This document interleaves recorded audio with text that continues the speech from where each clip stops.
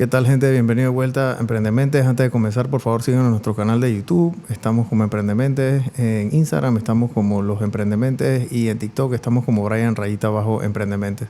Sigan y compartan nuestro contenido y también sigan y compartan el contenido del invitado del día de hoy, que es la mejor manera de nosotros apoyar a los emprendedores. El invitado del día de hoy yo lo conozco de hace un par de años y lo admiro mucho porque yo creo que sin duda alguna uno de los que no es por casualidad, porque eso lo venía yo diciéndole, y no es casualidad que tú constantemente tienes como que las campañas icónicas todos los años, ¿no? Todas las elecciones, eso tiene su porqué, ¿no?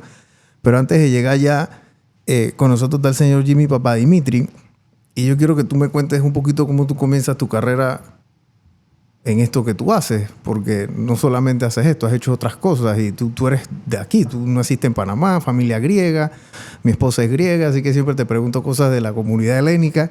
Entonces, cuéntame un poquito de tu historia, Jimmy. Bueno, gracias, Brian. Sí, yo, como tú bien dices, vengo de una familia griega, un papá y una mamá griega. Y lo que tenemos es una cultura de trabajo. Los griegos lo que tenemos es algo que nos han enseñado, nos han inculcado desde muy chicos a trabajar. Entonces, no importa lo que uno hace, si uno lo hace repetitivamente y trabaja, eventualmente te va a ir bien. Mucha gente cree que es un tema de que hay una fórmula secreta o algo para hacer las cosas, lo cual no la hay. Lo que hay aquí es mucho trabajo. Y desde muy pequeño, mis padres, desde que yo tenía 9 años, me llevaban a Bacamonte a trabajar. Entonces, toda la vida he trabajado y da la casualidad de que di un ciclo de la vida y he terminado otra vez en Bacamonte donde comenzó todo. Tu papá, tu papá es de Grecia, tu mamá es de Grecia, pero ellos ¿cómo llegan a Panamá? Ajá. Mi mamá nació en Panamá. Okay. Ella es panameña, de padres griegos. Mi papá sí vino a Grecia, él es de Atenas. Uh-huh. Y empezó trabajando en negocios de restaurantes, ese tipo de cosas. Después se compró un barco camaronero, después otro barco. Y así se fue. Llegó a tener 30 barcos y llegó a tener 3 plantas procesadoras. Y entonces en el 2015 él fallece y me toca a mí volver pues a la empresa familiar, porque era el único hombre que quedaba en la familia. ¿Y tú cómo quedas estudiando? Porque tú estudiaste allá en los Estados Unidos. Entonces, ¿tú cómo quedas allá? O sea, ¿cómo quedaste?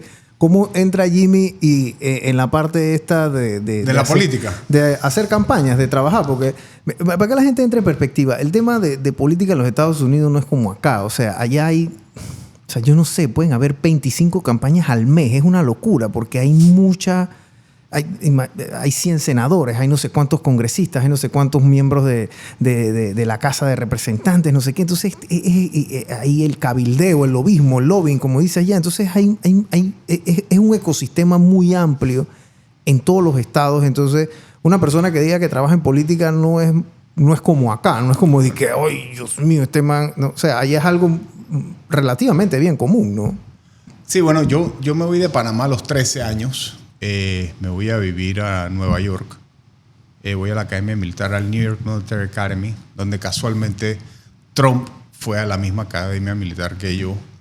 Pero ya para la época que yo estaba allá, era una escuela como de un reformatorio. No era ya ni Academia Militar, era prácticamente para niños que se portaban extremadamente mal de Nueva York. Entonces me iba extremadamente bien en la escuela. Y mis padres dijeron, coño, tú no eres tan inteligente. Y me dijeron, bueno, vamos a cambiarte a Academia Militar, porque obviamente esta Academia Militar es muy fácil para ti. Me cambiaron a Culver, a otra Academia Militar. De ahí me voy a estudiar a Boston, y en Boston empiezo a trabajar con un representante del State House. Sabes que allá tienen, no es como aquí en Panamá que todo es centralizado, allá hay una descentralización y el gobernador es electo y hay representantes y ese tipo de cosas. Entonces empecé a trabajar ahí, fotocopiando. Cada estado es como un mini gobierno, ¿no? Claro, cada estado es un mini gobierno y tienen su propio presupuesto y tienen todo, y tienen los representantes. Y empecé a trabajar con un representante, fotocopiando, trabajando, haciendo, y me empezó a gustar la cosa. Me empezó a hacer los fundraisers, me empezó a interesar el tema de la política. Esto fue en 1994. En el 95 se abre una oportunidad para ir a Washington. Voy a Washington a estudiar allá, a terminar mi carrera, que estaba estudiando economía y ciencias políticas, y se me abre una pasantía. Me preguntaron, dije, bueno, ¿tú eres más de republicano o más demócrata? Entonces, yo soy un poco más de derecha. Y nada, empecé a trabajar con un republicano, haciendo una pasantía. Después fui conociendo a gente, le caía bien a la gente en esa época. Y nada, ¿sabes? Es un tema de relaciones, todo tiene que ver con una relación. Y hice muchas relaciones porque me gustaba salir mucho en esa época. Y conocí a mucha gente y me dijeron, hey, vente a trabajar con nosotros. Y empecé a trabajar en una oficina de un diputado, como le dicen acá, de Arizona. De ahí me volvieron a llamar a la oficina donde yo había trabajado originalmente a hacer una pasantía y me contrataron ahí de vuelta. Y mi jefe en ese momento le gustaba que todos fuéramos a hacer campaña política para aprender cómo uno llegaba al puesto donde uno estaba. ¿Me explico? Entonces yo empecé a hacer campañas políticas, me mandaban una campaña política, me mandaban a hacer otra campaña política y lo que hacía era de todo. Desde cargar hacer banners, escribir textos para cuñas de radio, cuñas de televisión. No tanto televisión en esa época, pero más que todo algunas cosas de radio, algunas cosas. En esa época había mucho lo que llaman flyers, panfletos. Claro. Entonces, y repartirlo, ir puerta a puerta, tocar la puerta, entregar el flyer, hola, ¿cómo está? O sea, y ese tipo de cosas. Entonces,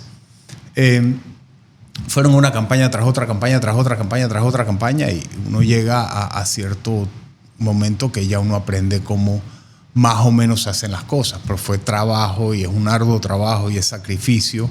Después me fui para Panamá, trabajé acá en el 2003, conocí a Ricardo Martinelli, trabajé en la campaña de él, perdimos y después volví otra vez a Washington. Esta vez sí me fui internacionalmente, fui a trabajar en el Medio Oriente, fui a trabajar en Argentina, en Colombia, mucho tiempo en México. Después volví otra vez a Panamá en el 2008, trabajé en la campaña de Ricardo Martinelli 2008-2009. De ahí entré en lo que es el gobierno y bueno, de ahí sucesivamente fui trabajando otras campañas políticas. ¿Cuántas campañas tú has hecho a lo largo de tu vida? O sea, has trabajado a lo largo de... Docenas. Por lo menos como 30, 40 campañas. Fácil.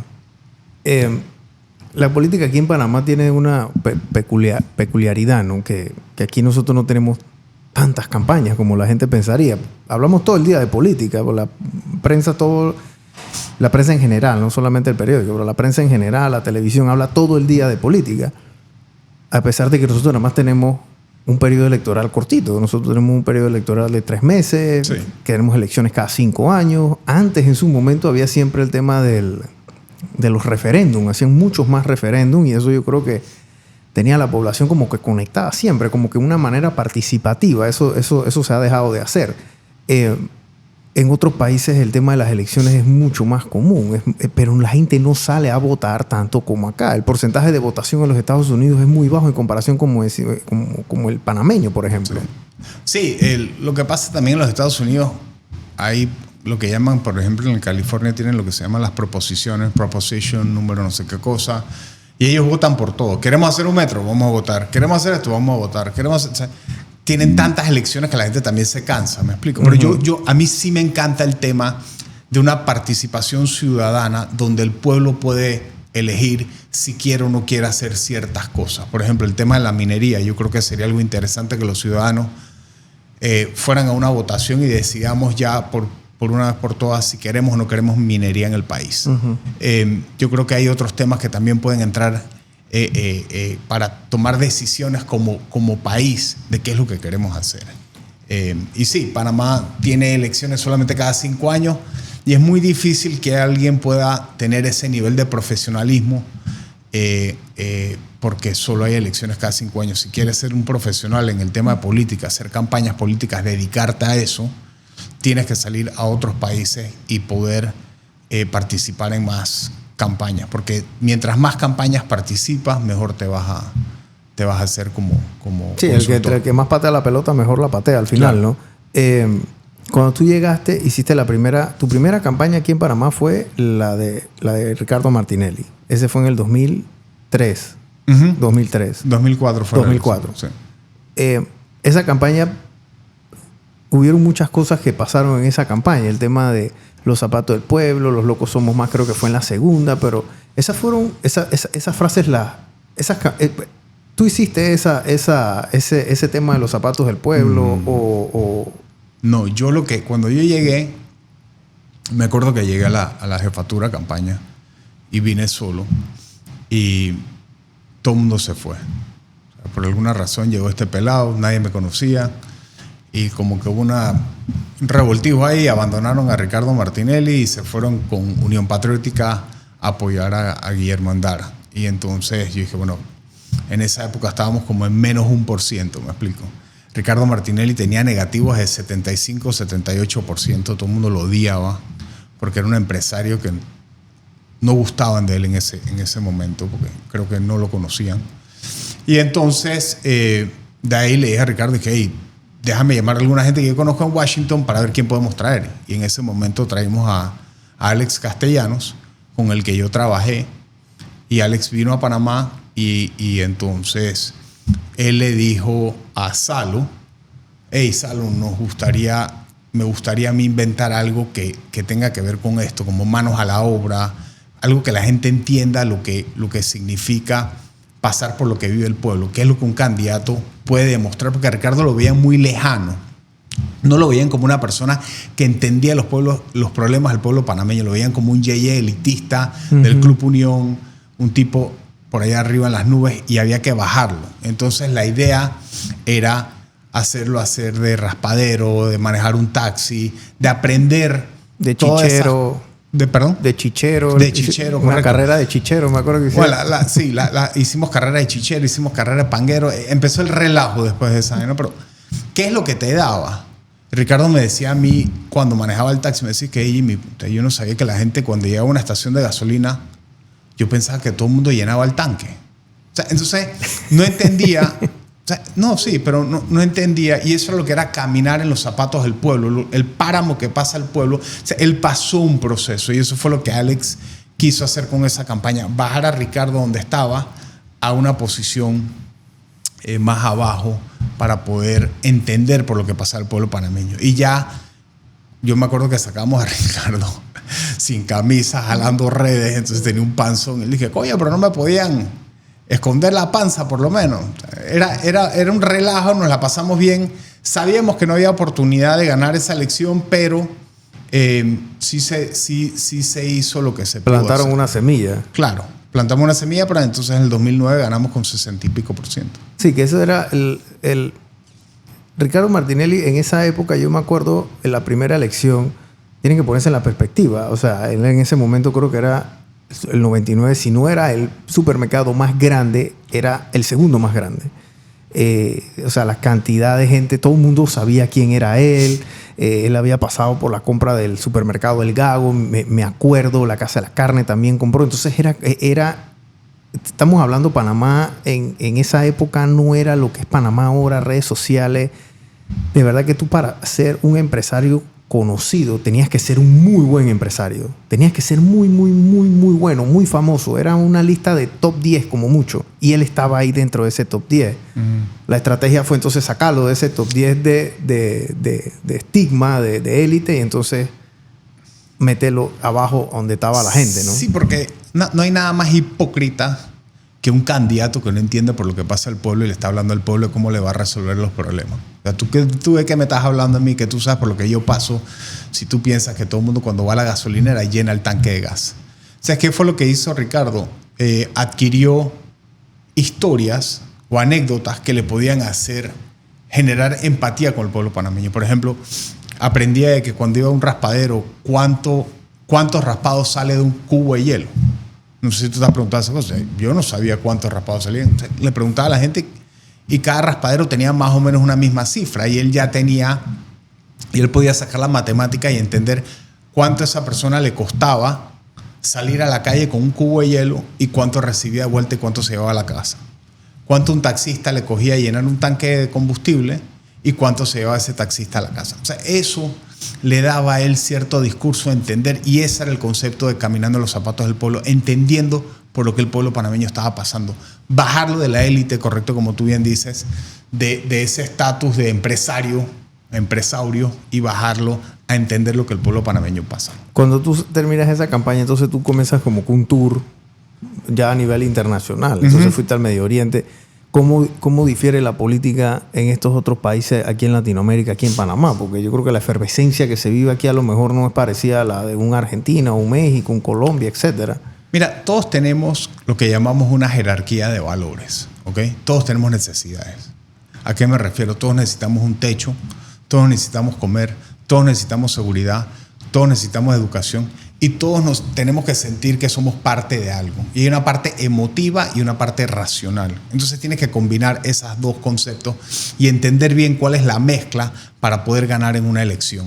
Y fuera de eso, hacer a la persona que va a dar el mensaje que sea aceptable. Porque mucha gente cree que es una forma, pero el pueblo panameño o el pueblo lo ve de otra forma. No sé si me explico. O sea, yo me puedo ver como una persona que entiende lo que el pueblo pasa por, pero en verdad el pueblo no me ve a mí como una persona que entiende por lo que ellos están pasando. Entonces no puedo generar empatía, y si no hay empatía, ese es el primer paso. Hay varios pasos, y eso pasa en Panamá, eso pasa alrededor del mundo. Tienes que hacer como un checkbox de cada una de las cosas.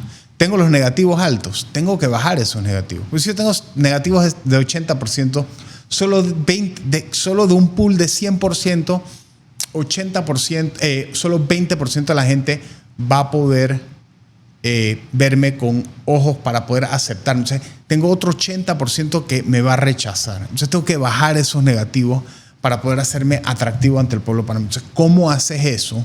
Generando empatía, haciendo ciertas cosas para poder que el pueblo te vea como alguien aceptable, como un candidato aceptable. Después, sigues por una parte racional, que es lo que yo voy a proponer. Entonces, todo eso básicamente en cada uno de los países es igual, pero tienes que ser un poco sensible ante las diferentes culturas que pueden existir. Claro, porque no todo el mundo tiene el mismo problema, como claro. Decimos nosotros, ¿no? El tema de las encuestas, yo creo que, aquí históricamente siempre ha habido este estigma de que las encuestas nunca tienen la razón. Yo creo que esta vuelta sí tuvieron la razón, porque muchas, o sea, lo que decía era lo que decía, y eso fue lo que fue. Pero históricamente no era así. O sea, teníamos en las casas Mireya Moscoso, que decía que mis encuestas son de carne y hueso, y para el tiempo del Toro también, después la época de Martín, que iba a ganar y no ganó, y así, ¿no? ¿Cómo difieren eso en otros países? Porque yo creo que a veces utilizan mucho la encuesta como para tratar de seducir a la gente y decir yo voy a votar por el ganador, pero en verdad lo que están es engañándose. Muchas veces se engañan ellos mismos, ¿no? Sí, es terrible. Es como si tú vas a un doctor y tú llevas los estudios a los laboratorios, y los estudios de los laboratorios te dicen algo que a ti no te gusta. Entonces empiezas a interpretar los números de los laboratorios como a ti te da la gana para tú sentirte mejor. Y a las finales es lo que es. Entonces muchas encuestadoras, para caerle bien a los candidatos, maquillan los números para decir, hey, tú en mi encuesta estás bien, entonces en la encuesta del otro no estás bien. O sea, la realidad es la realidad, papá. Donde tú estás es donde tú estás, y de ahí tú tienes que partir para mejorar, pase lo que pase. Pero tú necesitas estudios de opinión para poder tomar decisiones, tanto en Panamá como en China, como en Japón, como en el Medio Oriente, como en África. En todos lados es lo mismo. ¿Okay? En todos lados es lo mismo. Cuando tú me hablas a mí, porque dentro de una encuesta no solamente... Hay muchas cosas dentro de una encuesta. Cuando yo estaba en la universidad, en estadística, veíamos estas... Por encimita lo veíamos, pero no es solamente el tema de, bueno, por quién tú vas a votar, sino por quién tú no votarías, o por quién no te gustaría esto, no te gustaría... Hay muchas cosas internas ahí. Los gringos son expertos en esta vaina, sí. Porque como allá la población es tan grande... y ellos pueden medir tanto, o sea, estudian esto de una manera que ellos dicen, bueno, lo que pasa es que Jimmy está flojo en el porcentaje de mujeres de 30 a 45 años que les guste comprar ropa. Así que por eso tienes que ponerte una gorra verde. hacen estas conclusiones que al final resultan, porque siempre es como que esto es una ciencia a la hora de la hora, pero digo, tiene una ciencia que tiene una base de, tienes que tener una empatía, etc. ¿Cómo tuviste esta contienda que pasó? Porque yo siempre lo decía, yo creo que el tema de los partidos, la movilización, la estructura va a ser algo fundamental, va a ser importante, porque bueno, ese era el librito que yo siempre había visto, pero viniendo yo de tema de redes sociales, Jimmy, diciendo yo, bueno, yo creo que las redes sociales son importantes, pero yo no pensé que iban a ser tan importantes, al punto que descalabraron todo el sistema y generaron una especie de revolución digital, digo yo, porque ya hoy en día no necesitas tanto dinero para salir electo. Sí. No necesita tanta plata para salir electo. O sea, y hay un poco chiquillos, y disculpen la palabra de usar chiquillos, pero son peladitos, literal, son pelados, que hace 15 años no había manera humana que esa gente saliera electa. Pero las redes sociales los ayudaron y ellos supieron utilizar las redes sociales también, gente. O sea, no es que esto se lo regalaron. Ellos supieron utilizar, saben cómo utilizar el celular, saben cómo comunicarse con su base de votantes y el resultado fue abrumador. ¿Tú veías esto? Lo que sí he visto que la era de la política antigua ha cambiado. Y eso es lo que tenemos que entender y es un poquitito el problema que estamos teniendo en este momento. Antes hablábamos de la estructura del PRD, la estructura del panameñismo. Ya ese mito se ha acabado. O sea, olvídate del tema de la estructura. Ahora lo que la gente quiere ver es tú qué representas. Entonces, cuando tú ves a los partidos políticos votando por igual, por la misma persona o votando en conjunto, no entiendes cuál es la diferenciación entre uno y el otro. O sea, si el PRD, el panameñismo, Cambio Democrático, lo que sea, votan todos en conjunto, o sea, ¿cuál es la diferenciación? ¿Qué es lo que tú me estás dando? ¿Por qué yo voy a hacer Cambio Democrático? ¿Por qué voy a hacer PRD? ¿Por qué voy a hacer panameñismo si todos ustedes están haciendo lo mismo? Y lo que tenemos del otro lado es que tenemos este grupo de chiquillos, como tú bien dices, que están decidiendo decir, hey, nosotros no somos ellos. Nosotros vamos a votar en contra de lo que ellos representen, sea lo que sea que ellos representen. Pero nosotros no somos ellos. Entonces, esta nueva revolución de las redes sociales ha hecho a la gente entender cómo está cada uno de los diputados votando, cómo está actuando el presidente, pero instantáneamente. Entonces, ya no tienes ese tema de que le puedes cuentear a la gente. Ya la gente tiene la información que antes no la tenían. No sé si te acuerdas que antes habían los madrugonazos en diciembre, sí. El 24 es que todos los madrugonazos. O un juego de fútbol, exacto. O cuando pasaba algo, entonces dije, nos metieron un madrugonazo, sancionaron la ley así, sí. A lo que sea. Sí. Eso ya no se puede hacer. Ya eso cambió. Entonces lo que sucede es que la gente quiere algo diferente. La gente quiere un valor agregado a lo que había anteriormente. Ahora bien, ¿cuánto tiempo pueden esos independientes mantenerse como están? Y una cosa es la asamblea y otra cosa es cuando ya tomas un tema como la alcaldía. Por ejemplo, a mí me gustaría seguir el tema de la alcaldía de San Miguelito. Espero que le vaya extremadamente bien a ella. San Miguelito lo necesita, la verdad. Sí, lo necesita, pero también tiene que entender que hay una gran población de San Miguelito que quieren respuestas directas de parte del alcalde. Entonces, vamos a ver cómo funciona ese sistema de ser independiente, cómo funciona ese sistema de ser transparente, que tienes que darle de alguna forma una respuesta a la población, que si el tanque de gas, que si el tema de la luz, que si tiene un problema que tiene que enterrar a un pariente. O sea, todo ese tema, ¿cómo lo van a manejar? O sea, y es muy importante entender de que tiene que haber un tema de flexibilidad para poder darle respuestas a una población que tiene necesidades. Miren, el tema, yo después del 5 de mayo, yo analizo todo lo que pasó y veo los números y veo el impacto de las redes y cómo los políticos utilizaron las redes sociales. Los que lo usaron para bien y los que no la supieron usar. Históricamente aquí en Panamá se creía mucho en el tema de la estructura, la movilización, ir a buscar el voto, ¿no? Eso es lo que siempre se dice. Y las grandes estructuras funcionan perfectamente bien para esto.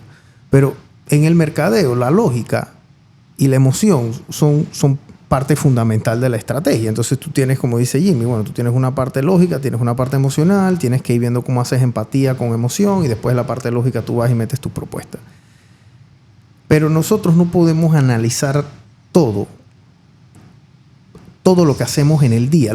No tenemos un año para analizarlo. O sea, tú no puedes quedarte una hora viendo qué te vas a poner en el día. Entonces lo que comienzas es hacer como atajos en tu cabeza, ¿no? Y tú dices, bueno, si voy para un lugar formal, entonces me pongo una camisa. Y si no voy para un lugar formal, entonces me pongo un suéter. Pero no te pones a analizar el suéter, si es de algodón, si es de no sé qué. Todo este cuento se lo estoy echando porque los mercadiólogos y los comunicadores utilizan es la retórica.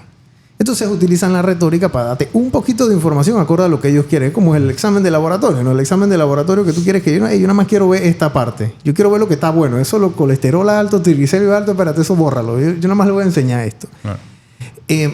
Y eso ya no funciona. La retórica ya no sirve. Porque ya la gente ve todo enseguida en las redes sociales. Entonces, te pasan la factura el mismo día y te la cobran de una vez. Sí. Ya no hay un tema, dije, bueno, tiene que ser un escándalo grande para tú enterarte. No. Ya hoy en día alguien con redes, si yo hago un video hoy denunciando algo, Jimmy, a las 8 de la mañana, y yo denuncio algo que está pasando, que nunca lo hago, pero yo denuncio que hay un hueco en la calle, por ejemplo. A las 3 de la tarde, si mi video se fue viral y el mob no resolvió eso o respondió a eso de manera contundente, ya están hasta la guacha. Y esas son las cosas que se están generando. La generación nueva de la política sabe utilizar las redes y muy bien. Y han polarizado. Polarizan ellos y nosotros. Entonces todo lo que ellos hagan es malo. Porque muchas cosas están mal hechas también, gente. Sí. O sea, no es que yo estoy aquí defendiendo lo indefendible, para nada. O sea, hay que criticar. Pero es la estrategia que les ha funcionado. Estrategia que ha destruido el sistema político tradicional. Y hay gente que todavía piensa que haciendo las cosas como la están haciendo, en los próximos 5 años, probablemente todos estos partidos políticos, quién sabe, muchos van a dejar de existir. Los de siempre. Y eso es una realidad. Sí, también pasa una cosa, Brian, que el pueblo panameño tiene el falsómetro bien alto, ¿me explico? Cuando ven algo que es falso, te dicen, ese tipo es falso, él no hace eso, él está haciendo esto porque está en campaña. O sea, cada vez que tú haces algo que la gente siente que es algo mentira, o que les estás mintiendo, que estás haciendo algo que no haces normalmente, tus negativos van subiendo. Porque ellos se dan cuenta inmediatamente por las redes sociales de que esto no es algo que el tipo él no está siendo genuino, que es algo muy importante. Ser genuino es muy importante para el pueblo panameño. Que no le mientas es muy importante, que ellos se sientan confiados de lo que tú le vas a decir es lo que es. Que les guste o no les guste, pero sabes lo que está saliendo de tu boca es la verdad. O sea, cuando tú haces cosas que se ven falsos, que se haga esa politiquería barata que se hacía antes, ya la gente ya tiene como una vacuna contra eso. Ya saben que eso no es verdad, eso es falso, lo está haciendo porque me está tratando de vender algo. Y la gente ya no cae en ese juego. Entonces, ¿qué es lo que sucede? El que va perdiendo ahí es el político que quiere salir electo porque no está siendo genuino y no está siendo real. Muchas veces la gente prefiere una persona que sea aburrida, que no sea, ¿sabes? Como de la Rúa en Argentina, que salió un tipo que básicamente era un tipo aburrido. Que no era absolutamente nada, no era como Menem que manejaba Ferraris por el 9 de julio. O sea, era un tipo tranquilo, era un tipo aburrido, pero era lo que necesitaba Argentina en ese momento. Ser genuino es tan importante como cualquier otra cosa. Entonces, muchas veces la gente siente que porque está en política tiene que actuar. Y actúan mal. Y actúan de una forma que la gente dice, está haciendo algo que no es él. Eso es mentira. Y lo que van haciendo es generando una desconfianza contra ese político, porque ese político es mentiroso. Miren lo que está haciendo, él nunca hace eso. Entonces Ricardo Martinelli se la pasa haciendo lo que él hace y la gente dice, ese es Ricardo Martinelli. Es genuino, es original. ¿Y por qué Ricardo Martinelli lo puede hacer y por qué otro político? Porque Ricardo Martinelli lo ha hecho toda la vida. O sea, estos otros políticos no. Entonces tú no puedes llegar de la noche a la mañana a tratar de decir, yo me voy a convertir en alguien nuevo, porque la gente dice, ese tipo no es genuino, ese tipo me está tratando de vender algo, yo lo voy a mantener lejano. O sea, hay varios conceptos que entran en el tema de campaña política para poder elegir a una persona. ¿Qué tan complicado es manejar candidatos? Porque es... Súper. Es tough. Súper. O sea, la persona que se va a tirar para un puesto de elección popular, por lo general ya es como que un alfa apex líder, ¿no? Digámoslo de esa forma. O sea, aquí en Panamá, por lo menos, no es... A lo mejor en otras épocas, en otros países, te decían, hey, te toca a ti y bueno, te toca, pues. Pero ya eso no. O sea, ya es una persona que tiene que ser muy mediática también, de unos 20 años para acá. Y en los otros países también, que está complicado es una relación con una persona que es complicada, que haga caso a veces. Sí, a mí, yo te lo digo así, a mí no me... Yo le digo, esto es lo que tú tienes que hacer. Y yo tengo cierta edad y lo he hecho suficientes veces, es como un doctor. Al doctor te le dice el doctor, hey, para de fumar. ¿Tú no quieres parar de fumar? ¿No quieres parar de chupar? Bueno, ese es problema tuyo, hermano. Ya yo te lo dije. Ahora, tú no lo quieres hacer. Si te mueres, es culpa tuya, no es culpa mía. Yo cumplí con decirte lo que tú tienes que hacer. Tú tomas la decisión si lo quieres hacer o no lo quieres hacer. Y así es. Yo no pierdo mi tiempo con gente que no, que mira, que por favor. Nah. Ya yo pasé esa época de mi vida. Ahora mismo te digo lo que tú tienes que hacer. Si no te gusta, vaya para adelante. No hay ningún problema. ¿Por qué? Porque lo he hecho tantas veces que sé que lo que estás haciendo lo estás haciendo mal. Y sé que lo que tú estás haciendo o lo que estás actuando, la gente lo está viendo como no genuino y como falso. Uh-huh. Entonces, tú quieres seguir haciendo esas payasadas porque alguien, otra persona, ha llegado a ti o amigo, te está diciendo que eso es lo que tienes que hacer. Por mí, hazlo. Pero al final es, un consultor es como un doctor. Un doctor es un doctor no solo por lo que estudió, sino porque lo que aprendió matando a gente o recetando a gente cosas que no debió haberlo recetado. Esa experiencia le ha dado a él la llave para poder decirte a ti qué es lo que tienes o no tienes que hacer. Un político maduro, que esto sí le tengo que decir que Ricardo Martinelli es extremadamente maduro como un político, escucha absolutamente todo. Ricardo, cuando se entrega a alguien para que le maneje algo, él confía en esa persona 150%. Y él es muy disciplinado en ese tema. Y es muy inteligente. Hay otros que sí, que tienen sus teorías, que leyeron un libro, que alguien escribió un papel de Harvard o que vieron una vaina en Fox y entonces empiezan a meter cosas que no tienen nada que ver. Comienzan a verse su propio Kool-Aid. Sí, entonces, ¿sabes qué? No hay ningún problema. ¿Tú quieres hacer eso? Dale plomo, hermano. Mucha suerte. Mira, y eso no solo pasa con candidatos políticos, gente. O sea, yo tengo una cantidad enorme de personas que a veces me dicen, hey, Brian, mira, yo quiero sacar adelante mi emprendimiento. Yo digo, ok, ¿qué hago? Bueno, mira, lo primero que tienes que hacer es que tienes que agarrar el celular y hablar a cámara.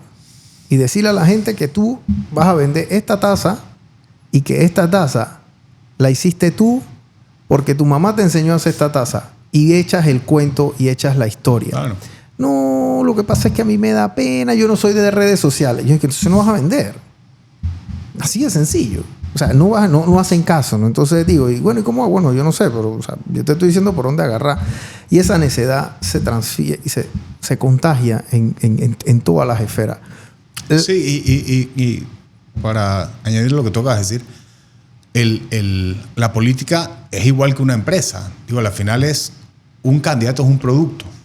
Y tienes que contar esa historia. Tienes que contar esa historia, como tú acabas de decir, de dónde viene la idea, de dónde viene el producto del candidato, de dónde vienes.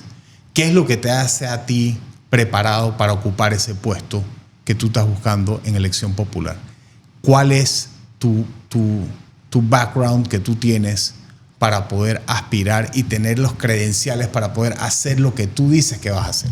Porque yo escucho un pocotón de gente que yo no conozco un trabajo, ¿ok?, que en mi vida sé que ha generado un empleo y estar hablando que va a generar miles de empleos, que va a hacer esto, que va a hacer... Sí, hablas bien bonito, pero demuéstrame que tú has generado empleo. Demuéstrame que tú entiendes el problema de seguridad. Demuéstrame que tú entiendes el problema de educación. Demuéstrame que tú entiendes el problema de salud. No me lo digas. Cualquier imbécil puede agarrar un micrófono y decir lo que le da la gana, pero demuéstrame que tú sí sabes el problema y que tú sí sabes cómo resolver el problema. Esa es la diferencia. Fácil hablar. Yo veo a gente agarrando el micrófono y digo, ¿qué credenciales tiene ese tipo para estar hablando? ¿Qué él va a hacer y qué va a hacer y qué va a hacer? Y no la tiene ninguna. No tiene ningún tipo de experiencia para poder resolver los problemas. Y es lo que tú estás diciendo. Contar la historia. ¿Por qué? Porque toda la vida nos han enseñado contando historias. Desde que somos chiquitos, nos echaron los cuentos de los 7 enanitos de Blancanieves. Todo ha sido historia de lo que hemos aprendido, las diferentes historias. Y toda la cultura humana viene en base a historias para poder aprender cosas. Todo es en base a historia y siempre tienes que contar una historia. Y como tú acabas de hablar del producto, igualmente es un candidato. cuál es la historia del candidato. ¿Y qué es lo que hacen muchas veces? El candidato asume que todo el mundo lo conoce. Yo siempre le digo que ahí nadie te conoce, nadie sabe quién tú eres. Tú crees que todo el mundo te conoce, pero nadie sabe de dónde viene tu historia. Por eso tienes que ir a la radio, tienes que ir a los podcasts, tienes que ir a la televisión. Tienes que hacer a la gente entender que tú entiendes los problemas por lo que ellos pasan y que tú sabes cómo resolver esos problemas. Y no solo de la boca para afuera, sino que tú has vivido y tú has palpado los problemas que pasa el pueblo para poder entonces salir con una solución. Uh-huh. Y tienes que demostrar eso contando una historia de dónde tú vienes. Mire, ese tema de contar la historia hace 20 años, 25 años, siempre ha existido. Pero hace 25 años, hace 20 años, existía algo que, digamos que era como el muro mediático, digámoslo de esa forma. Porque aquí en Panamá nada más habían 2 y 3 canales. Y en los Estados Unidos también. En los Estados Unidos no hay muchos canales. Hay muchos canales de televisión, pero networks yo creo que hay como 3 o 4, como mucho. Y ese mazo del media, de la comunicación, lo controla un grupo selecto de personas. Entonces, ellos decidían si te daban espacio o no te daban espacio. Así de sencillo, gente. Esto es realidad. Esto ni siquiera es paja. Hoy en día, el sistema democrático literalmente se ha democratizado. Porque hoy en día, cualquiera que tenga un celular puede echar su cuento y ponerlo allá afuera y cualquiera lo puede escuchar. Hace 20 años, esto que estamos haciendo aquí, era imposible hacerlo. Salvo me hubiesen dado un espacio en una televisora o en una radio. Eso no iba a pasar. De verdad, eso no iba a pasar. Pero hoy en día, un par de micrófonos, una consolita, unas cámaras, unas luces, entonces ya nosotros tenemos lo que es YouTube, tenemos las redes sociales y podemos poner nuestro contenido allá afuera. De la misma forma, los políticos han utilizado, los que han sabido, ojo, han podido utilizar eso. ¿Para qué? Para no depender tanto del tema de la pauta digital, del tema de la televisión. ¿Cuánto puede costar una pauta en la televisión aquí en Panamá? $2,500. 30 segundos. 2,500. Una vez. Y tú tienes que comprar un mínimo ahí, porque eso no es que te van a vender una como si fuera un chichero. ¿Me explico? Tú tienes que comprar, yo quiero comprar 15 días de noticiero de 6 a no sé cuánto y quiero que me lo pongan aquí, no sé qué, 2,500, y tú vas haciendo la matemática. Entonces, ya eso se ha democratizado. Ya los gatekeepers, como le decían los gringos, yo leí un libro que había un gatekeeper, ¿no? Los gatekeepers eran los medios. Ya esos gatekeepers ya no existen. Ya lo que existe es Meta, Google, TikTok.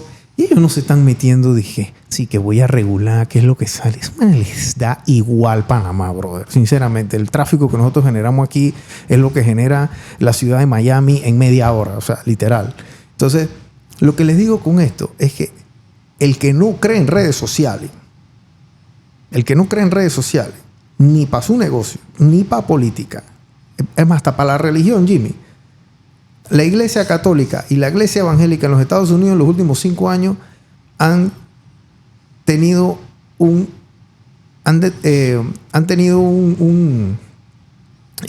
decrease, una baja en la asistencia en sus congregaciones de un 30%. Esta es la Iglesia Católica, gente, la Iglesia Cristiana, una institución que tiene más de 2000 años. ¿A raíz de qué? Porque ahora hay social media churches. Esas son iglesias que igual predican la palabra de Dios, predican la palabra de Cristo, pero el pastor parece un reggaetonero. Y entonces el escenario parece un concierto de Taylor Swift y hay luces y es pretty. Yo sigo un pocotón en Instagram, o sea, y digo, yo soy una persona cristiana, pero lo sigo es porque tienen buen contenido. Entonces allá obviamente le bajan un poquito la guardia. El que quiere ir con el cabello morado, que vaya con el cabello morado. El que quiere decir que se va a casar con un árbol, que pues dale, está bien, cásate con el árbol, no hay problema. Así es. O sea, todo esto es producto del tema de las redes sociales. Y esto va a ir increciendo. ¿Tú qué le recomiendas digo, y no te estoy diciendo nada más a los políticos, pero hay muchos políticos que te escuchan, pero ¿qué tú le recomiendas a la gente en general que hagan con el tema de las redes sociales? ¿O se activan o mueren? Sí, yo tendría un poco de cuidado también. Porque yo creo que va a haber un backlash de todo esto. O sea, yo creo que esto no puede continuar como va. Creo que hay un descontrol en el tema de la sociedad. Y va a llegar un momento que vamos a tener que decir, bueno, ¿hasta cuándo vamos porque las redes sociales también ha abierto el compás moral de muchas cosas que antes no se veían bien, que ahora, bueno, la gente las está permitiendo, como decir, hey, o sea, que yo hoy me siento como un perro, yo me siento como mujer y puedo ir al baño. O sea, este wokeness o este cambio de mentalidad ha sido muy influenciado por el tema de las redes sociales. Lo que tú hablas de los gatekeepers, no dejaban ese tipo de cosas que entraran a los ojos de los niños. Y ahora, o sea, va a haber un problema. Yo siento que va a haber un problema, que claro que hay que usarlo, pero hay que ser un poco responsable también cómo tú usas una herramienta. Porque esa herramienta se puede utilizar para el bien como se puede utilizar para el mal. Y yo creo que hay mucha gente que está tratando de manipular a los humanos, metiéndoles ideas a gente que tiene una constitución personal un poco débil. Entonces, si yo no me siento confiado en mí mismo, o yo no tengo fe en mí mismo, o estoy en un momento vulnerable en mi vida, y me dicen a mí, no, lo que pasa es que tú probablemente no eres un hombre, o tú probablemente te asimilas más a un perro, o sea, empiezas a pensar otras cosas, y aunque no lo creamos, mucha gente está influenciada por las redes sociales y lo que ven en las redes sociales. Mira a los niños, como están viendo, hay un pocotón de gente que alquilan Ferrari, agarran dinero. Y ven como si eso fuese normal. Exacto, entonces todo se convierte en un tema materialista y no se convierte en el arte de llegar a ser alguien en la vida. Si no estamos persiguiendo una profesión, o no estamos persiguiendo ser el mejor emprendedor, estamos persiguiendo solo el cómo me veo yo con el bling bling, el carro, el cash, las hembras. O sea, ¿de qué se trata la vida? O sea, ya hay otra discusión que sé que es mucho más profunda de lo que quieres tener ahora, pero las redes sociales sí son una herramienta y un arma muy poderosa, pero tienen que saber cómo utilizarse también, para el bien y para el mal. Como esto hace poco fue el tema de la asamblea y la bancada, digamos, que de la generación nueva que está entrando, propuso su presidenta, y bueno, al final quedó una presidenta de un partido político, y yo escuchaba en las noticias mucha gente diciendo que bueno, sí, lo que pasa es que los partidos políticos ganaron. Y yo en mi cabeza yo dije, pero sinceramente, ¿creen que ganaron? O sea, y uno como que todavía, o sea, y me sorprende de verdad, gente, de verdad que me sorprende que no les ha caído la teja. O sea, ellos como que no están viendo que esto, ellos no están viendo que son como las vacas que van para el matadero y no se dan cuenta. Sí. O sea, no, y yo decía, y cuando yo dije, brother, esta gente que acaban de perder, ellos no se sienten como perdedores, créanme. Ellos van a agarrar y van a decir, nosotros hicimos lo correcto, ellos hicieron lo malo, y toda la opinión pública, porque el estado de opinión, gente, importa más que el estado de derecho. Lo que la gente piensa de ti en las redes sociales importa más que la ley. Y esa es la verdad. Eso es lo que eso aplica en todo el mundo. O sea, y la gente que está, en teoría, que han ganado, sentirse como ganadores, como que no se están dando cuenta de qué es lo que va a pasar en un par de años. Sí, es lo mismo que acaba de pasar en las elecciones en México. ¿Cuándo tú en tu vida vas a ver dos partidos opuestos, como el PRI y el PAN, que se unan en contra de Morena y Morena les da por atrás? O sea, ¿cuándo tú has visto que los dos partidos más poderosos de México se unan y pierden contra el partido de Morena? ¿Por qué? Porque la gente dice, estos manes se están uniendo por un interés personal. Eso es lo que no entienden. ¿Cómo lo ve la gente? Lo que tú acabas de decir. ¿Cómo lo ve la gente? Tú puedes decir lo que tú quieras. Pero es como yo lo veo. No es lo que tú dices. Es como yo lo recibo, lo que tú estás haciendo, tus acciones, como yo las veo. Uh-huh. Y lo que yo estoy viendo es que tú te estás uniendo, el PRD con el panameñismo, por un interés personal, no por un interés del país. Por ende, ustedes dos son la misma basura. Y no estoy diciendo que los PRD ni los panameñistas son basura, pero creo que me entiendes a lo que me refiero. Sí. De que la gente los ve como iguales. Entonces, ¿cuál es la diferenciación? Y yo creo, muy importante, que si no tenemos una diferenciación entre los partidos, una ideología o alguna identidad que haga la diferencia entre los diferentes partidos, van a desaparecer. Y lo único que vamos a tener son personas independientes que van a ocupar esas curules. Porque a las finales, ¿de qué me sirve ser panameñista o PRD? Porque muchas de esas banderas perjudican al candidato. Muchos candidatos que pudieron haber salido probablemente no salieron porque eran de un partido político. Y los que no eran de un partido político, que ni pensaban que iban a ganar, que gastaron $300, se levantaron el próximo día después de las elecciones, ganaste. ¿Tú me entiendes? Sí. Entonces, nadie se pregunta, es que, hey, nadie está viendo lo que está pasando. Entonces, espérate, vamos a analizar lo que está pasando. No, vamos a seguir haciendo la misma estupidez que estamos haciendo, claro, porque tarde o temprano esto se va a resolver. No, hermano, si no cambias, no se va a arreglar esto. Aquí hay un problema. Vamos a ver cuál es el problema, vamos a analizar el problema y vamos a cambiar el problema. Entendamos eso. ¿Okay? Es que la gente ya no se come la retórica de la paja. La retórica, correcto, la paja de yo voy a apoyar a la gobernabilidad del presidente Mulino y por eso. No, eso es lo que la gente está viendo. Ustedes se están poniendo en conjunto porque ustedes tienen un interés que les van a dar algo y por eso están apoyando. Eso es lo que la gente está viendo. Y la única diferenciación entre los partidos políticos es de repente los pelados estos de vamos que dicen que ustedes son ustedes y nosotros somos nosotros. Claro. Y es que al final, digo, y yo no sé si le van a dar o no le van a dar nada a nadie. Ojo. Exacto. Es que esa es la cosa. No importa si le van a dar o no le van a dar algo. Sí. Ojalá le dieran algo, porque digo, por lo menos estás aguantando el guaqueo por algo, que está mal también. Pero es la realidad. Es lo que hay. O sea, es lo que piensa la gente. Entonces, lo más... Miren, para uno hacer plata, uno tiene que resolver problemas. Esa es la realidad. Tú para hacer plata, para tú resuelves un problema lo suficientemente bien, por suficiente tiempo, alguien te va a pagar para hacerlo. Ya sea poner un clavo, ya sea limpiar, lo que sea, te van a pagar para hacerlo. Entonces, la identificación del problema ahora mismo, en las estructuras estas tradicionales, yo creo que no han dado pie con bola. Esa es mi opinión, no han dado pie con bola. Entonces, si no das pie con bola en este problema, ¿cómo pretendes solucionarlo haciendo lo mismo que viene que te estar haciendo? Entonces no va a haber una solución. Los pelados que vienen entrando, ellos están arraigados contando historias todos los días. Yo lo estoy siguiendo, Jimmy, es una locura. Ese pelado Gaitán, yo no quiero decirle peladito porque ya es diputado del país, por amor a Dios, uno de los más votados. Y el man llega a la asamblea en el carrito con el que él trabajó la campaña y con su mamá. O sea, ¿qué historia más? Y yo estoy seguro que ese pelado, porque siempre sacó a la mamá y todo, y yo lo seguía.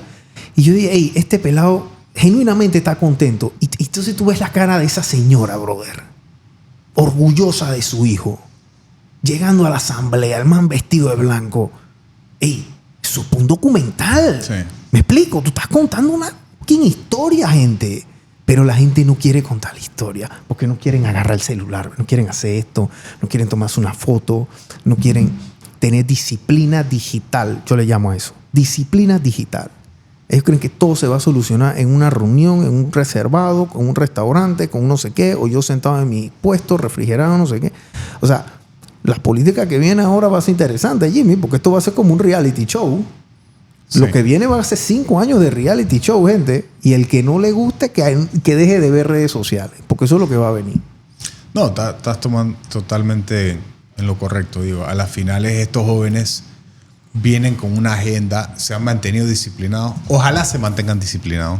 Ojalá no haya alguna oveja negra también. Porque acuérdate que una cosa era cuando habían 4. Pero ahora ya han crecido. Y esperemos que no hayan ovejas negras, que la gente, porque los políticos tradicionales ahora mismo están esperando. ¿Quién es el primero que se va a resbalar? Pero sí, míralo, ahí, yo te lo dije. Yo te lo dije, la misma basura. Sí. Están diciendo una cosa y espero que no hagan eso porque creo que le están haciendo un bien al país. Creo que le están haciendo un bien a Panamá. Creo que a las finales Panamá está ganando por la labor que están haciendo estos jóvenes. Claro. Y ojalá se mantengan de esa forma para que los viejos podamos cambiar. sea, que las cosas cambien en el país. Sí, porque la cosa tiene que evolucionar, ¿no? O sea, tiene que haber una evolución en esto.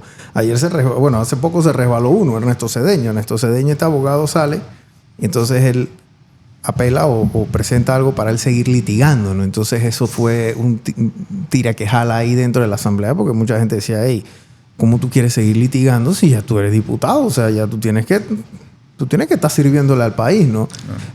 A lo mejor jurídicamente hay un sustento de eso, hay leyes que se lo habilitan o qué sé yo. Pero nada más la percepción de que la gente diga que no le gusta, ya yo creo que tiene que ser suficiente para decir que ¿y por qué me voy yo a meter en eso? ¿Por qué? Porque el trabajo que él tiene que hacer para convencer a todo un país es titánico. Claro. Es imposible de hacer. Entonces, en un día con una publicación no se puede hacer. Entonces, lo que termina pasando es que él de estar digamos que en buenos términos con la opinión pública, entonces ya pasa a estar en un mal término. Claro. Warren Buffett decía que tú una reputación te toma toda una vida hacer y 1 minuto perderla. Eso decía Warren Buffett. Y hoy en día eso es más cierto que nunca. O sea, y lo hemos visto. O sea, mira la presidenta de la Corte Suprema de Justicia, María Eugenia López, para el tema de la mina la aplaudieron. Y me acuerdo que ella fue a un restaurante y se dijo que le habían aplaudido, que no sé qué, o ya llegó a una reunión, lo que sea, y la habían aplaudido. Y para la toma de posición la abucharon. O sea, ¿cómo cambian las cosas? Y claro, cambian rápido. Sí, muchas veces también la gente... Dos cosas. Yo estoy 100% de acuerdo con lo que dijo Warren Buffett, pero también es de humano errar algunas veces. Y yo creo que también uno puede crecer cometiendo errores. Después que uno acepta, paga y sigue adelante con su vida, es importante entender que todo el mundo no es perfecto. Y todo el mundo va a cometer error en algún momento. ¿Okay? Pero lo que tú no puedes hacer es tomar decisiones populares para un tema personal o para hacerte sentir de una forma y perjudicando a otra persona y pensando que esa factura no se va a volver y no te va a caer para atrás. Parte del problema que existió con el tema de la época de Juan Carlos Varela y los fiscales que estamos viendo que están sacando ahora mismo. Ya lo sacaron. Sí, era por el tema de la selectividad. No era que una persona no era culpable y la otra sí era culpable. Es que tenías que investigar a todo el mundo por igual y las medidas tenían que ser igual para todo el mundo. Pero lo que estaban haciendo es que estaban seleccionando a quién iban a perjudicar y a quién iban a salvar. O sea, eso no es justicia. Eso es utilizar el sistema judicial como una arma en contra de opositores políticos, y eso no es correcto.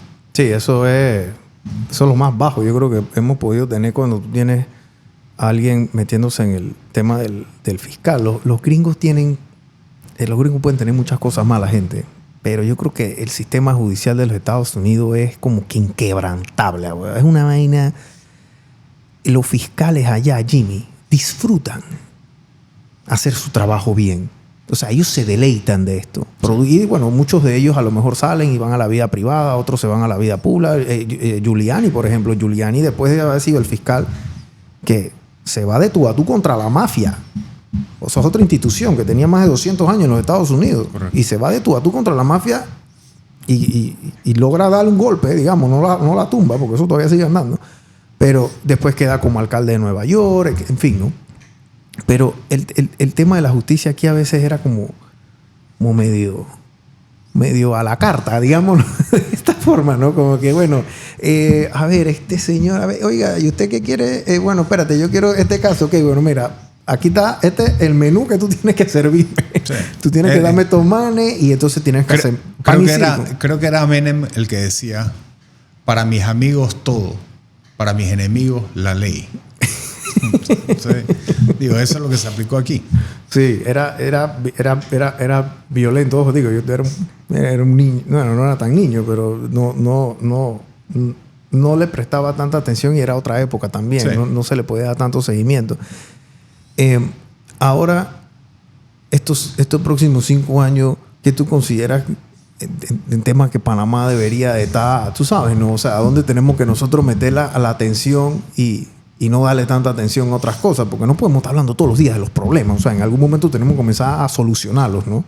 Mira, yo creo que lo primero que el país tiene que hacer, o el presidente tiene que hacer con su equipo, es generarle confianza al país otra vez. Hemos perdido la confianza de los inversionistas en Panamá. ¿Ok? Y te lo digo muy francamente, creo que si tú tienes un ministro que va a hablar estupideces, mejor ponle un bozal y que no habla. ¿Okay? Tuvimos a Pino, que era ministro de Seguridad, que me acuerdo, yo muy poco veo la televisión y muy poco veo las noticias, pero Pino salió diciendo una vez que el narcotráfico se había compenetrado en las industrias pesqueras y agropecuarias y lo demás, y que estaban... O sea, cállate la boca. Habla de las personas que están metidas en esa, pero no hables que la industria o que hay personas metidas en la industria, porque perjudicas a Panamá. Es la misma estupidez el tema de Panama Papers. ¿Y qué fue lo que pasó ayer? Salió el tema de absueltos. Ajá, que salió que básicamente absueltos todos, y entonces perjudicamos la imagen del país. Entonces poco a poco hemos trabajado en perder la confianza de inversionistas que vengan a Panamá para invertir. Y eso es lo primero que tenemos que hacer para generar empleo, para generar riqueza, para que haya más chinche en el país. Tenemos que tener confianza para que gente venga a invertir y meter su dinero. ¿Tú te acuerdas antes aquí cuántas grúas no habían de construcción? Mira cuántas grúas hay ahora. No hay. Ya no hay, prácticamente no hay. O sea, no hay inversión en el país. Tenemos que recuperar la confianza para que exista esa inversión. Y tenemos que hablar bien de nuestro país. Tenemos que ser promotores de nuestro país, y ojalá el presidente Mulino pueda salir y ser el promotor más grande que tenga Panamá para que inversionistas vuelvan a venir acá. Panamá es un país precioso, que tiene de todo, que puede echar para adelante, pero necesitamos generar la confianza una vez más para que la gente pueda volver a invertir, y eso es lo que tiene que hacer el presidente de la República en este momento, trabajar en su gabinete y en todo el gobierno para impulsar una agenda de confianza para poder recuperar las inversiones que hemos perdido. Sí, el tema de los Panama Papers, gente, y nada más para darle una génesis de esto, todo esto nace básicamente es del tema impositivo que hay en los Estados Unidos. Allá se paga mucho impuesto, y en Europa también. Entonces los gringos hasta cierto punto no tenían manera de controlar la evasión fiscal allá, y todavía no la tienen. Ahora han tratado de... Entonces, ¿qué tratan? Como no pueden controlar internamente allá, entonces tratan es de coaccionar a los países donde nos traían la plata, o donde compraban sociedades, o donde... Que esto es totalmente legal, gente. Comprar una sociedad anónima en las Islas Vírgenes, en Delaware, tú puedes comprar una sociedad ahora desde el celular y en 15 minutos tienes el papel. Una vaina impresionante. Yo creo que ni una cuenta de Gmail se abre tan rápido. Esos tipos son unos arrechos en eso. Puedes comprar una en las Islas Cook, en cualquier otro lugar. Haces una sociedad. Eso aquí en Panamá era un producto muy vendido y muy atractivo, y significaba una parte importante de nuestro sistema servicio bancario financiero. Pasa este bochorno de los Panama Papers, que fue un leak de una persona, que yo no me sé muy bien el cuento de la génesis de qué fue lo que pasó, pero bueno, mandan una información a un grupo de periodistas, y este grupo de periodistas arma una historia donde la historia nunca fue que se estaban vendiendo sociedades y que había un lugar que se estaba vendiendo muchas sociedades. No, la historia fue que le estaban vendiendo la sociedad a Messi, que le estaban vendiendo una sociedad a Shakira, que le estaban vendiendo la sociedad a un primo de un tío de un vecino de Putin, que le estaban vendiendo la sociedad al primo del vecino del amigo del presidente, del expresidente hace 10 años. O sea, comenzaron a hacer una historia como si el Mossack Fonseca era el castillo de Grayskull, y entonces estaban todos los malos ahí, ¿no? Y entonces ahí estaba la Liga de la Justicia, pero de los malos. El Guasón, el Joker, todos estaban ahí. Y esa no fue la realidad. Un presidente que en ese momento no puso mano dura y defendió al país, porque eso le costó a Panamá una cantidad enorme de dinero, brother. Y todavía lo estamos pagando. Nos metieron en todas las listas habidas y por haber. El sistema bancario aquí fue un desastre. Y yo se lo digo con conocimiento de causa porque yo trabajaba en el banco para esa época. Ya nosotros no teníamos que llenar un papel de conoce a tu cliente. Ya eran 40 papeles y conoce aquí, pregunta y pregunta. Eso desgastaba a la gente. Ya como extranjero ya no venían cuentas aquí a abrirte cuentas de extranjero. Entonces, ¿cómo queremos traer confiabilidad de vuelta? Si lo primero que tiene que hacer un empresario cuando llega a un país, aparte de saber dónde está el baño, el hotel es dónde está el banco, dónde voy yo a operar. Claro. Es un enredo, Jimmy. Tú vas a los Estados Unidos ahora mismo, tú abres una cuenta en 5... Hermano, no tienes ni que ir. Desde el celular la abres. Aquí en Panamá, dile a alguien que venga de los Estados Unidos a abrir una cuenta acá. Le quieren pedir, quieren dejarle a la hija ahí en el banco de garantía. Una locura. Así no se puede hacer. Esto no es sostenible. No es sostenible en el tiempo. El tema de la confiabilidad trae ingresos aquí a Panamá. Trae plata. Porque Claro, ahí es donde está el chen-chen. Claro, eso, la confianza es lo que atrae a los inversionistas.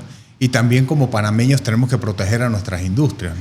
Yo estoy en la industria pesquera ahora y lo he dicho varias veces. ¿Sabes? Panamá, tú vas aquí a tiendas de supermercados y tienen camarón chino.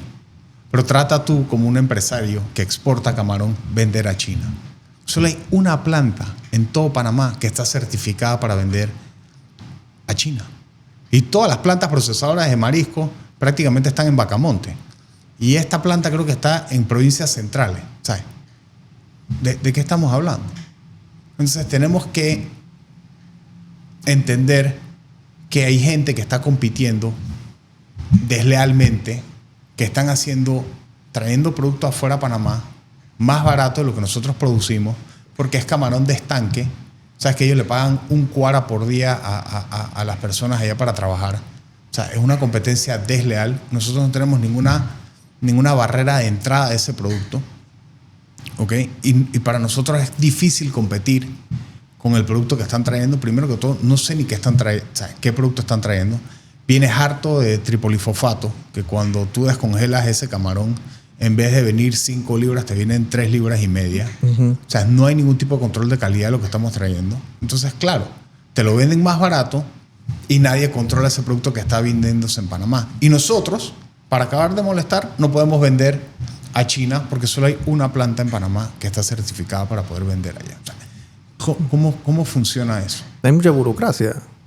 Sí, es un tema de burocracia, es una falta de interés de parte de los estamentos de entender, hey, qué es lo que está sucediendo aquí y cómo podemos nosotros promocionar el producto panameño para poder venderlo. Pero como siempre hemos estado bien cómodos porque todo el mundo viene aquí a invertir, ya hay que buscar otras salidas también del país para que las industrias no desaparezcan, porque la industria pesquera está desapareciendo. Hay muchas otras industrias del país, como lo que tú acabas de decir. El tema de los Panama Papers. ¿Qué fue lo que sucedió? Se jodieron un pocotón de firmas abogados que se dedicaban a hacer sociedades anónimas que ya no pueden hacer sociedades anónimas. Entonces, tenemos que promocionar y proteger lo que tenemos como panameños y no tener miedo de enfrentarnos a estos grandes que están haciendo lo que les da la gana con Panamá. Sí, el tema... Ahora los abogados, para que tengan claro, ahora los abogados prácticamente tienen que ser como que los contables de la empresa. Porque ellos tienen... O sea, al punto de que los abogados son los responsables de lo que una persona haga con una sociedad anónima. Claro. Es una locura. Es como si tú vas allá a comprar un carro y entonces el que te vendió el carro es responsable si tú chocas a alguien. Pues, o sea, ¿qué cabeza cabe eso? Entonces, lo que estás haciendo es encareciendo más un servicio aquí en Panamá y no lo estás haciendo competitivo. Sí. Entonces, no lo haces competitivo. Entonces, volvemos de vuelta. Era como que, de verdad que hay que poner como que el que esté representando a Panamá allá afuera, que hable y que diga, brother, yo no voy a hacer esto. Sí. Yo no voy a hacer esto. Tú me vas a meter en una lista, dale, méteme en una lista, pues. Pasa un barco por el canal, pues. Pasa un barco con el canal para que tú veas cuánto te voy a cobrar, para que tú veas cómo comienzan a recular. Porque esa es la verdad. Sí. Es una locura. O sea, aquí nos han puesto a nosotros como que con la bota aquí en el cuello. Y ya llega un momento como que uno se harta, para no decir otra palabra peor, ¿no? Pero eso lo que genera acá es mucha ambigüedad en el sistema financiero, en el sistema judicial. Entonces lo que viene es que, Chuzo, ¿por qué yo me voy a ir a Panamá si yo me puedo ir a Costa Rica? Porque allá las leyes de trabajo acá son más duras también. Allá en Costa Rica son más suaves. Allá en Costa Rica no hay que pagar décimo, en Colombia no hay que pagar décimo. Yo me puedo ir para allá. Más suave, es más fácil abrir una cuenta. ¿Por qué voy a ir para Panamá? Porque tienen playa. Yo puedo vivir sin playa. Vengo el fin de semana. Sí. ¿Cómo vamos a ser competitivos? Digo, yo creo que también Panamá siempre fue un país muy creativo y hemos perdido esa creatividad. El tema de las sociedades anónimas, el tema del sector bancario, el tema de la zona libre, el tema de la logística. Panamá antes, no sé si es que los empresarios eran más inteligentes de lo que son ahora, o había más personas más intelectuales que sabían cómo armar estos nichos de país, pero creo que tenemos que volver a buscar ese tipo de nichos que podamos ser competitivos regionalmente, que lo hemos perdido. Entonces, que estamos sentados diciendo es que, no, lo que pasa es que ya la zona libre está mal, pero tenemos que ver cómo la revivimos o cómo la aguantamos. Tenemos que ver qué hacemos con el sector bancario, porque los bancos ya se están yendo de Panamá. Tenemos que ver qué hacemos con las sociedades anónimas.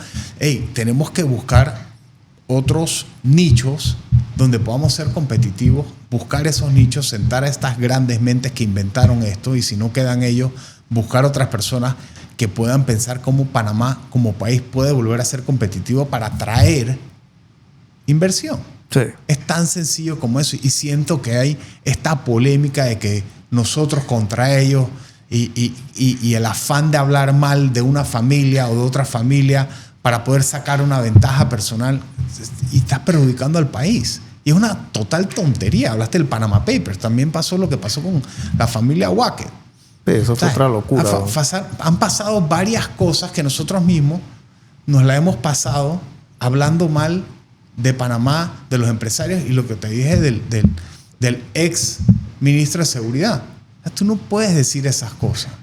Si tú tienes a alguien que tú sabes que está haciendo algo, cógelo a él. Pero no hables que la industria o que el país. El tema de los Panama Papers fue una gran estupidez. Nosotros mismos hablábamos de Panama Papers. Nosotros mismos le metíamos a la gente internacionalmente que Panamá era un país, qué sé yo, que no era un país confiable. Me estoy acordando, cuando estalla la vaina de los Panama Papers, yo estaba trabajando en banco todavía. Y el banco donde yo trabajaba quedaba, yo creo que a una cuadra de donde estaba Mossack. Y yo vivía por ahí también cerca. Y yo me acuerdo que eso estalla en la mañana, y en la noche, no, pero en la noche no, en la tarde, habían policías afuera de Mossack al show. No estaban haciendo nada. No había un caso, no había algo imputado aquí en Panamá, nada. Y yo me acuerdo que el señor Fonseca Mora, que en paz descanse, gran autor. Es más, el primer libro que yo leí fue Ojito de Ángel, que fue de su autoría. Y sale él en la televisión, ¿no? Explicando el tema y las cosas y cómo era el asunto. Y él en ese momento, Jimmy, él era uno de los mejores amigos del presidente. Sí. ¿Me explico? Para no entrar en más detalle, pero él es uno de los mejores amigos del presidente. Cosa que no importó. Porque es que aquí no... Entonces fue y no te voy a decir que fue un caso de que armado, que lo armaron, no. Fue un bochorno internacional que a la hora de la hora, 8 o 10 años después, mataste una industria entera. Sí. Mataste también uno de los bufés más importantes que en su momento existía en Panamá. Acabaste con la reputación de dos grandes juristas aquí, y lo que quedó fue ayer una conferencia de prensa donde uno de los que sobrevivió, porque el señor Fonseca ya murió, el señor Jorgen, llorando, y la familia del señor Fonseca ahí, y ya. Toda tu reputación, toda tu vida, todo está porque a alguien se le ocurrió. O sea, así digo, la vida no es fácil, pero esto que pasó es una injusticia en su mayor escala. Sí, y también digo, yo no voy a decir que todos, pero la gran mayoría de los otros bufetes de abogados, nadie dijo nada. O sea, con todo el mundo como que, hey, claro, eso no es conmigo. Porque le podía venir la chavajando eso no también. Es conmigo. ¿No? Entonces todo el mundo dijo, en vez de salir a defender en colegiado y salir a apoyar a esta firma de abogados, que todos estaban haciendo lo mismo, que nadie estaba haciendo nada ilegal, todo el mundo decide decir, hey, ese es el problema de él, yo mejor me quedo callado, porque si yo me meto, capaz que me investigan a mí también y voy a quedar subiendo y bajando escaleras, así que mejor que se vayan ellos. Y entonces lo que vimos fue de que el sector ese no apoyó a alguien que era del gremio de ellos mismos, que era y habían otras grandes firmas de abogados que no salieron a decir absolutamente nada. Nada. Solo cuando salieron a atacarlos a ellos, porque salieron, creo que fueron los Paradise Papers después. Después salieron Que otros. le cambiaron los nombres, que en vez de sacar los nombres del país de donde vino, le cambiaron a Paradise Papers, que ellos sí protegieron a su país. Entonces ahí fue que ellos más o menos operaron para parar que eso saliera. Sí, porque era un gremio de como de 3.000 periodistas a nivel mundial y obviamente eso se regó y fue un desastre. Jimmy, gracias por haber venido. No, gracias. Sigan a Jimmy, ahora tiene Instagram y bueno, él en Twitter es bien activo. Gracias. Ahí él emite sus opiniones. Antes de irnos, una última pregunta. El tema de Los Locos Somos Más, icónico. Échame ese cuento antes de terminar. ¿Cómo nace esa campaña? Okay. Porque eso fue, yo creo que hasta el sol de hoy siguen hablando de eso. Ok, eran un grupo de jóvenes de la campaña que se fueron, creo que a OCU. Entonces estaba otro grupo de otro partido y le empiezan a gritar a los jóvenes del partido de nosotros: ustedes son unos locos, locos, locos. Y los jóvenes acá empezaron a gritar: los locos somos más, los locos somos más, los locos somos más. Ellos vienen a la campaña y me dicen: hey Jimmy, pasó esto. Y se me prendió el foco. Digo: hey, los locos somos más. Y de fondo hicimos el comercial. Con DJ Black. ¿Ah? Con DJ Black. Bueno, ese fue había un comercial antes de eso que sacamos, que era que yo estoy loco para que este país cambie, y somos más de 4.5 millones de panameños que queremos un cambio para este país. Somos 4.5 locos que queremos que este país cambie. Entonces salió el tema de los locos somos más. Hablé con DJ Black, le dije: DJ, hazte un video y una canción con esto. Eran los carnavales. Y ahí fue donde salió el tema de los locos somos más, los locos somos más. Pero nació, y eso pasa. Muchas veces en una campaña política dices que uno tiene que ser el creativo. Tú no tienes que ser el creativo. Tú tienes que entender cuál es la frase que puede funcionar para un momento. Porque te vienen con un pocotón de frases y te vienen con un pocotón de ideas, pero no todas las ideas funcionan para la campaña. No todas las frases funcionan para la campaña. Entonces, cuando me vinieron con esa frase, que era una de miles de frases, dije: esta sí puede pegar. Y la trabajamos y se quedó icónicamente Los Locos Somos Más. Porque en ese momento decían que Ricardo Martinelli que estaba loco y entonces que tomaba pastillas y que era esquizofrénico y un poco de cosas. Sí, y le dimos la vuelta, pero ¿por qué le pudimos dar la vuelta? Porque todos nos pegamos como éramos locos, porque queríamos cambiar el país, estábamos locos por cambiar a Panamá. Okay. Y de eso fue que salió eso.